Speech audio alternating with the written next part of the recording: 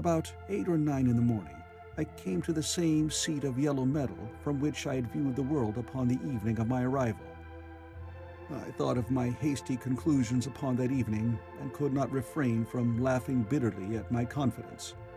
Here was the same beautiful scene, the same abundant foliage, the same splendid palaces and magnificent ruins, the same silver river running between its fertile banks.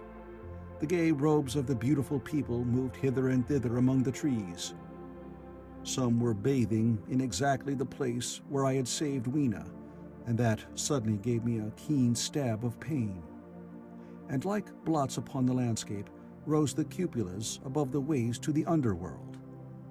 I understood now what all the beauty of the overworld people covered. Very pleasant was their day, as pleasant as the day of the cattle in the field. Like the cattle, they knew of no enemies and provided against no needs.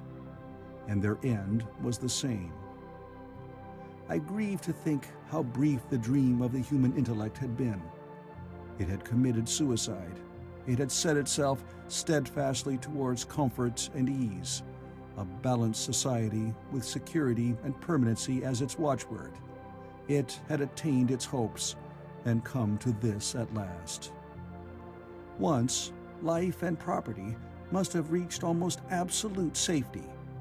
The rich had been assured of his wealth and comfort, the toiler assured of his life and work. No doubt in that perfect world there had been no unemployed problem, no social question left unsolved, and a great quiet had followed. It is a law of nature we overlook, that intellectual versatility is the compensation for change, danger, and trouble. An animal perfectly in harmony with its environment is a perfect mechanism. Nature never appeals to intelligence until habit and instinct are useless. There is no intelligence where there is no change and no need of change.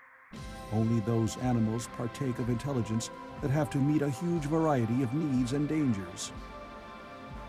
So, as I see it, the upper world man had drifted towards his feeble prettiness.